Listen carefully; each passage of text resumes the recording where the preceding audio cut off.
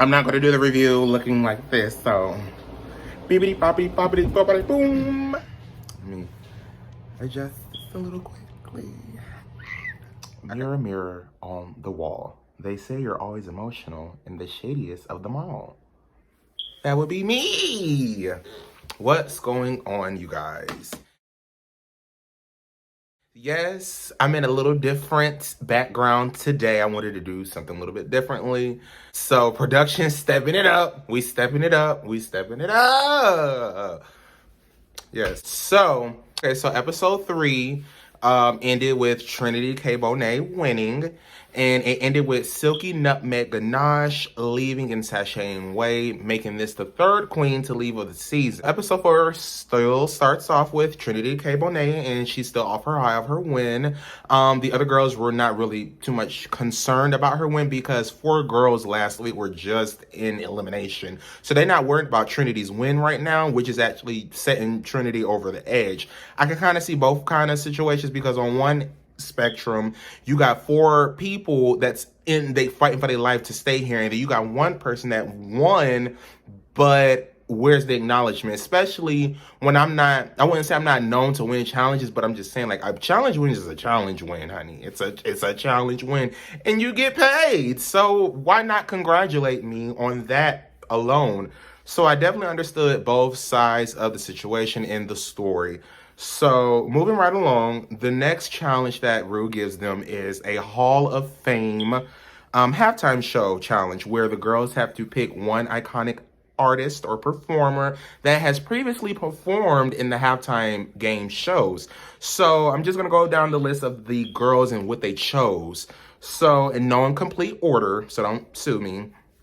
Trinity K. Bonet did Beyonce, and she found out that she was closing the show as well. Jan did Lady Gaga. Eureka O'Hara did Madonna. Pandora Box did Cheryl Canning. Scarlet Envy did Katy Perry. Ginger Midge did Fergie, and she's also the opener. Akira Chanel Davenport did Prince. Raja O'Hara did Diana Ross. Sonique, aka Kylie Love, did Steven Tyler. Of course, you already know who the celebrity dancer is. It's always gonna be Jamal Sims. I can't see it being anybody else. And I know they've had other dancer or choreographers, what you call it, on the show, but I've always personally seen Jamal, and Jamal is really good. So shout out to him. So let's get into the motherfucking, whatever.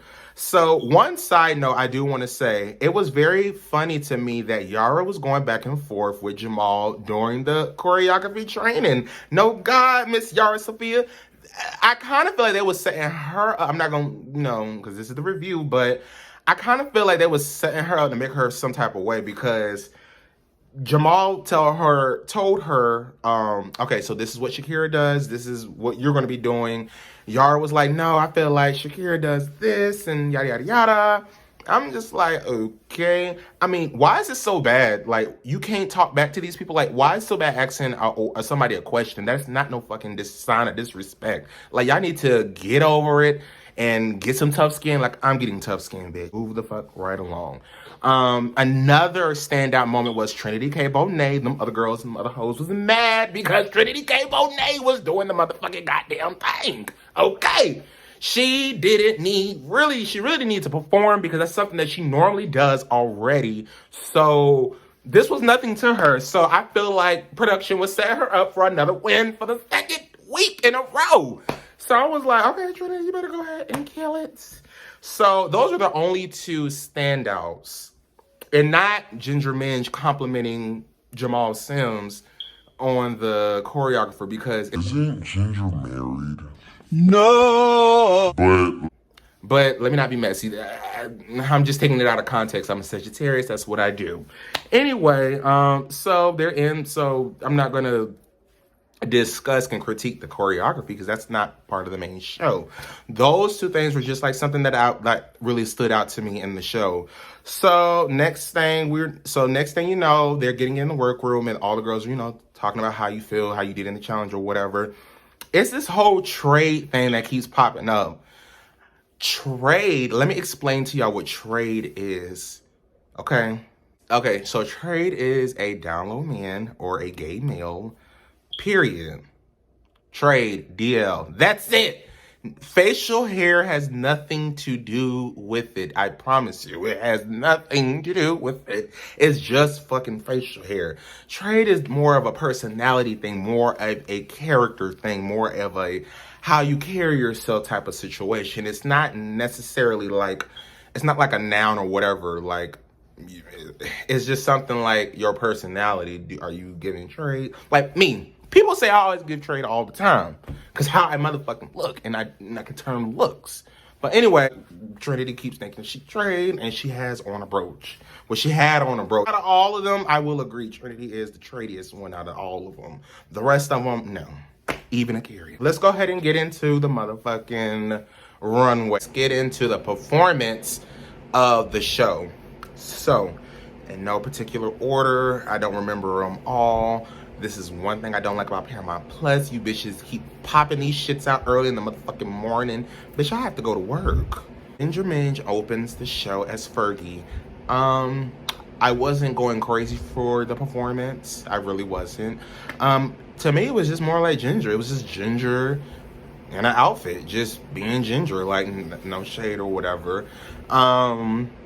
Raja, she definitely embodied Diana Ross. I see it. I know Ruth sees it, and I know you see it as well.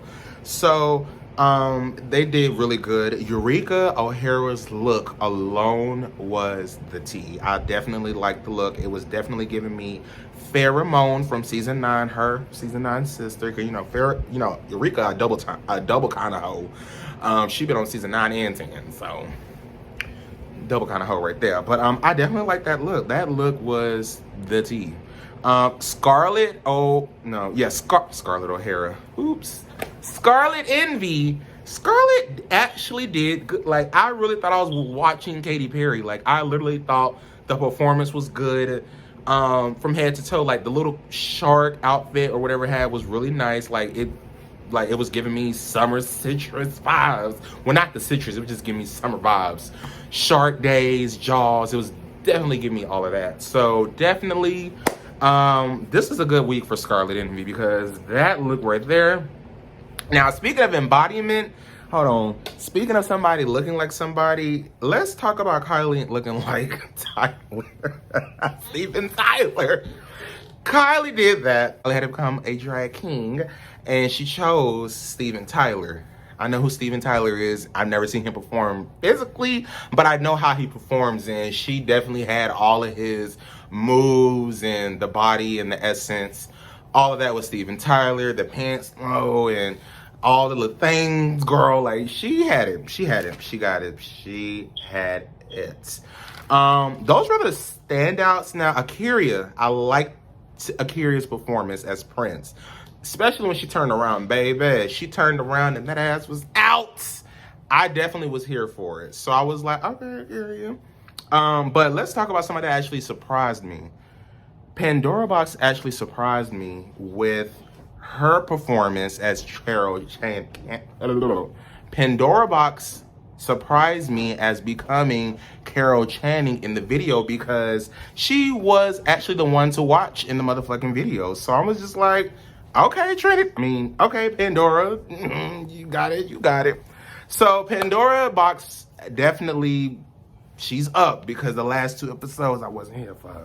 But I don't even need to talk about Trinity because Trinity had it. She had it. She was Beyonce. So I don't need to get into it. They setting her up for another win. Trinity gonna win this episode as well because she didn't even need to practice. She really didn't even need to practice. Trinity definitely, Trinity was, I like the Trinities.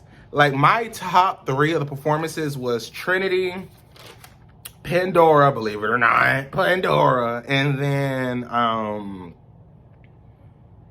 Scarlett, Pandora, and Trinity. Like, those were the 3. Those would have been my top 3 of the week. Pandora Box, your box is on fire. Congratulations, you are not in the bottom this week. Okay? Because she was doing that. But okay. But anyway, let's get into the runway part of the show. Why wouldn't I be a stripper? Why wouldn't I be a stripper? Hey. And now the runway portion.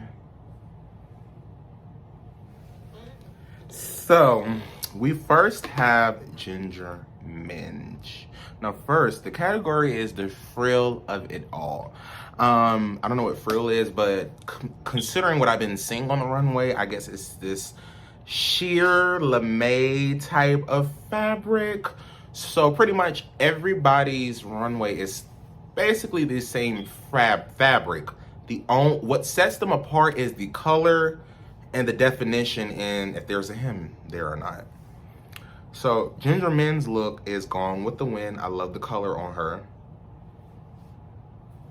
It was nice. Eureka with the pink fantasy. Excuse me, I don't know the color of Ginger's, but I remember the color of Eureka's because that was one of my favorites. No hate towards Ginger, but Eureka with the pink fantasy, yes, I was here for it, all the way here for it. It had a reveal. It was giving cowgirl realness to the house down. We have Raja O'Hara, Baby Blue, giving us Fairy Princess. I definitely like this one. This was another excellent week for Raja. I feel like, I know this is kind of early in the season, but I really feel like the top four is going to be, well, I don't know who the top four are going to be, but if y'all, I will say this, before Allstars came out really quickly, there were like, you know, T pages and stuff like that of telling y'all who gonna win and who gonna lose or whatever. I'm not gonna lie, I did read it, so I'm not gonna tell you where because I'm not gonna spoil it, but I will say this. Anyway, let me just shut my mouth up because y'all know I get to running it. Anyway, we have Yara Sophia with, I like that windmill hair on her. Orange alert. It was definitely giving me that. I feel like that should have been on one of the runway looks for season 11. But I definitely like the look. The look was, it was nice. It was good. It definitely, yeah. Yara Sophia. Scarlet Envy. A Southern Vogue. Once again, this is another good week for Scarlet Envy. The look was strong. The performance was strong. So, yes, she didn't have to do much because Katy Perry doesn't do much. So, she did right. Kylie Sonique Love. Clear colored. I liked it. It was, you know, it was all right. It was, you know, it was good. It was good. Let me just say that it was good. I liked her look. Jan had this red and black burgundy type of color. It was giving me Southern and Western. It's like, this town ain't big enough for the two of us. Like, it was definitely giving me that. Yes, it was a strong week for Jan as well. Pandora Box, I liked her outfit as well. Once again, I liked her white coat outfit in the performance, and I liked this outfit as well. I forgot the color, but I like this color as well. This color was giving me everything that I needed, and she looked it good. Another person that looked good was TKB, Trinity. This look reminded me of her season 7 look when she did that orange. It was like an orange gown or whatever, and it had the ruffles, and it looks just like that one, but it's like a redemption, like a, you know, repurposed gown or whatever. So I definitely like that on her. She did look good to the T, so shout out to you, TKB. And then last but not least, we have Akira Chanel Davenport with the moving, I want to call it a moving human flower gown, because when she first opens the gown, it's like this, like big like this, and she's walking out, and then it falls down, and it makes a little skirt, and then she has like a little flower head. That reminds me of season 13 when they did the Fascinator look, Rosé's look to be exact. That little big flower on your head, like it was just giving me all of that. So yeah, like I like the looks. The looks are like, I don't know what frill is, so don't read me for not knowing what frill is. So that's something I need to figure it out. Because the texture, it's almost like a sheer type of texture. So that's why I was like, But yes, stunning. My top 3 looks, Number 3, we're gonna go with Scarlet Envy for the number 3 look, because I like that Southern, because I'm from the South, so anything Southern, I'm here for it. TKB with the second gown. And the first one, believe it or not, I actually liked it. Eureka's a little bit better because I'm a big girl, so I'm gonna like the big girls things, period. So moving right along, Jan wins. They set her up for a win finally, and that confirmed the T blog, because they did say she won. I didn't know what episode it was going to be on, but she did say that. So after that, I threw away I stopped looking at it, because I'm like, I don't want to spoil it. And I feel like they were spoiling it. Like, why do y'all have to spoil these Drag Race shows? Like, let the shit fucking happen. Damn. But anyway, Yara and Akira are in the bottom 2. I feel like they put Yara in the bottom because she was arguing with Jamal. And then she has this thing that she doesn't want to beg nobody to, like, you know, stay in the competition. That's not beg. She think that's fake of her to, like, beg people. I get where she's coming from, because I'm not begging no fucking body to be my friend or to be in a competition, whatever it is. I'm not begging anybody. So I get her on that aspect of it. However, girl, you're in a competition. You signed a contract. You knew what the hell you was getting into. You seen 5 seasons of this show before, I am sure of. So this is no different. It's not of you being fake or weak or whatever. You're just telling your peers, hey, I fucked up this week and I deserve another chance. Where does that come as being fake or whatever? I don't know, but I'm not Yara. Yara not me. So anyway, her ass is in the bottom because of it. Anyway, she's in the bottom.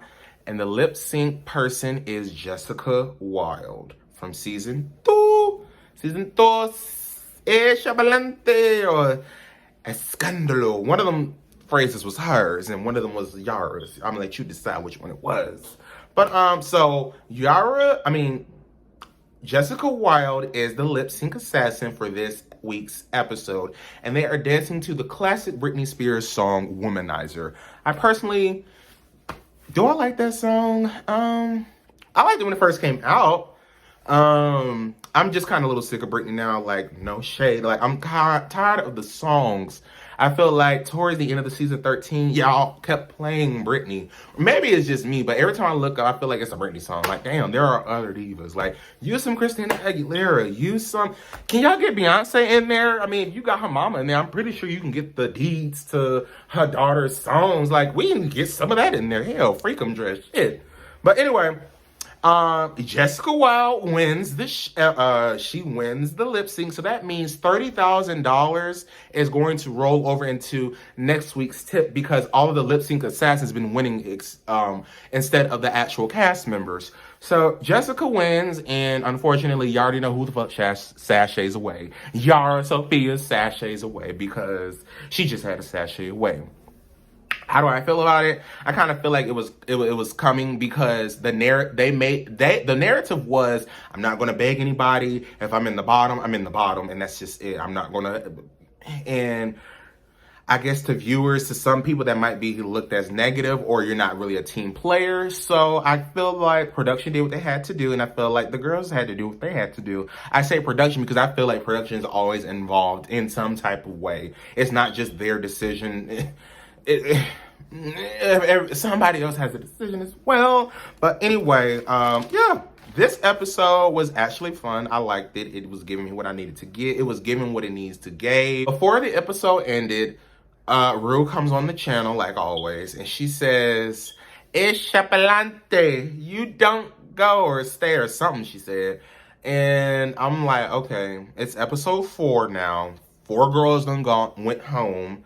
Why are we not seeing this game within a game? My scenario is they competing on their own drag race, like they own, like, you know, all the, like, I feel like either episode 5 or 6 is when they're gonna be like, hey y'all, the ones who didn't make it, you have a chance to come back in the competition. Like, they're gonna like compete within each other or something like that. I feel like this season is definitely going to be long and drawn out. I feel like this is definitely going to be a season 13, because They never just eliminate somebody and they just keep it moving. Every twist and turn and gag or shablam or foolery, tomfoolery, whatever, it's always been a twist. So there is a twist. Rue is just making us wait even longer. So at this point, it's really anybody's game.